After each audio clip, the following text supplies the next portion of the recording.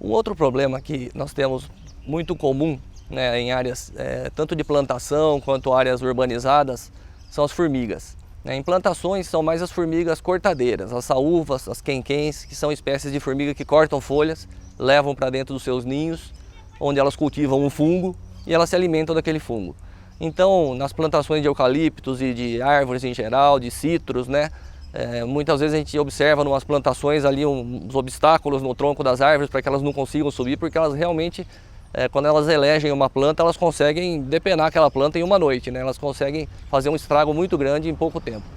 E essas formigas, o ideal para se controlar, se for possível localizar os ninhos onde elas estão, é a aplicação de inseticida nos ninhos. Se for difícil a localização dos ninhos, muitas vezes colocação de iscas para que elas carreguem para os ninhos e tentar obstruir o acesso delas às árvores, porque elas às vezes preferem continuar buscando alimento onde já vinham antes, ao invés de optarem por levar a isca, né?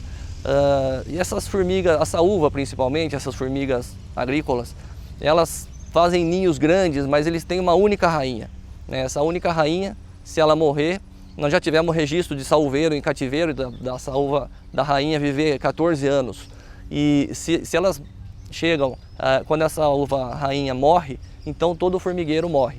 Agora, quando nós temos, falando de formigas urbanas, de formigas dentro de casa, dentro de indústrias e hospitais, são várias espécies. Todas elas têm uma característica semelhante, elas têm várias rainhas. Então, quando a gente tenta eliminar um ninho, esse ninho ele é composto por, às vezes, várias rainhas e vários subninhos, que são focos menores nas imediações. É muito difícil localizar todos os ninhos, todos os subninhos e eliminar todos eles. Por isso a formiga urbana ela tem uma dificuldade de ser eliminada. Quando se faz uma desinsetização, uma pulverização, por mais caprichada que seja, ela vai ajudar um pouco na eliminação de alguns focos, mas ela dificilmente vai atingir 100%. Aí nós temos iscas também que complementam. Essas iscas são aplicadas nos locais onde elas caminham para que elas se alimentem daquilo e levem para os seus ninhos. Então, essas formiguinhas caseiras, muitas vezes são aqueles bichinhos de luz que a gente vê voando na lâmpada. São diferentes dos cupins, porque os cupins quando caem perdem as asas, eles têm 2 pares de asas e eles perdem as asas. A formiga tem apenas um par de asa e ela cai e demora bastante para perder a asa, ou às vezes nem perde. Ela vai fazer seu ninho, vai se tornar uma rainha, vai ficar botando ovos a vida inteira vai continuar com aquelas asinhas que ela já tinha. Então, como são muitas espécies, nós temos desde as pequenininhas, formiguinha Monomorium pharaonis, que é uma espécie que foi detectada pela primeira vez numa tumba de um faraó lá no Egito e foi trazida sem querer, né, de navio, por cargas, por mercadorias e tal, e acabou se espalhando por todo o continente americano. Essa formiguinha é muito pequena. Tem a formiga doceira, que é uma Paratrequina longicornis. Ela tem esse nome porque ela tem antenas longas e ela corre muito, ela é muito rapidinha. Então ela faz aquele carreiro, formiga doceira, porque gosta muito de açúcar, e ela vai lá buscar o açúcar, o alimento dela, e vai levando para o seu ninho, né? Uma dica que a gente dá às vezes para as pessoas, né, na sua casa, se a formiga está aparecendo perto da pia da cozinha durante a noite, e que é muito comum elas fazerem isso, então pega um gelzinho que tem disponível em agropecuárias, em locais que vendem inseticidas. À noite tira o lixo da cozinha, deixa a pia bem limpa, tira o lixo, joga para lá esse lixinho da pia e coloca um pouquinho desse gel nas imediações de onde estava o lixinho, porque de noite ela vai chegar ali procurando alimento e vai encontrar só o gelzinho e vai levando isso aí para o ninho. Então, muitas vezes isso aí é uma briga contínua, é uma coisa que vai se fazendo sempre, envolve a limpeza do local, envolve que a limpeza do local vai eliminar muitos resíduos de alimentos que tem ali, e essa prática já vai servir também para reduzir a presença de baratas e outras pragas.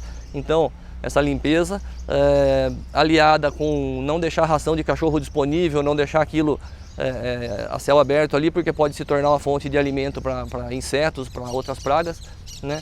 E então o que acontece com essas formiguinhas é que a gente tem que se habituar um pouco a conviver com elas e tentar da melhor forma possível minimizar a presença delas, né? Nós temos, por exemplo, clientes que são indústrias com áreas totalmente vedadas para não haver entrada de insetos, porque lidam com vacinas, com materiais químicos muito sensíveis e precisam que essas áreas sejam vedadas. Então o controle é feito nesses casos na área externa, ao redor, com pulverização, com controle de outras formas, né, com aplicação de inseticida em outras formulações também, um monitoramento, um acompanhamento constante para evitar que elas entrem, porque são áreas que simplesmente não podem tolerar a presença delas.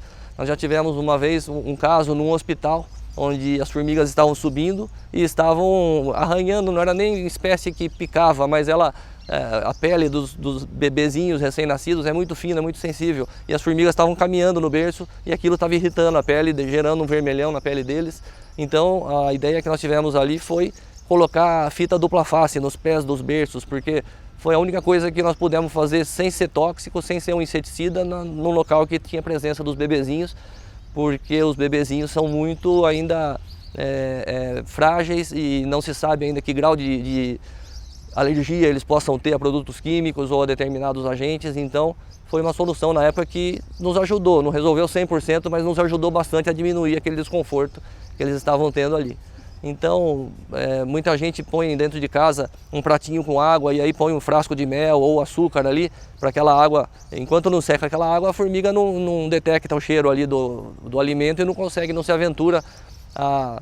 Na verdade, a gente não sabe 100% como funciona. Eu acho que o cheiro ela até detecta, porque às vezes se a ponte de água começa a ficar muito pequena, elas fazem uma ponte de uma com a outra interligando ali, uma formiga passa por cima da outra e começa a atacar do mesmo jeito.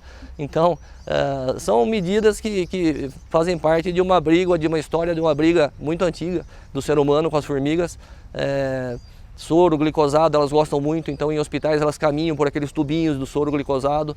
Houve um pesquisador aqui em Rio Claro, o Dr. Harold Fowler, um americano, sofreu um acidente de carro aqui na região de Piracicaba e ficou internado muitos dias lá em Rio Claro, no hospital, e ele não tinha muita coisa para fazer a não ser ficar observando as formiguinhas que andavam no soro dele, no tubo de soro dele.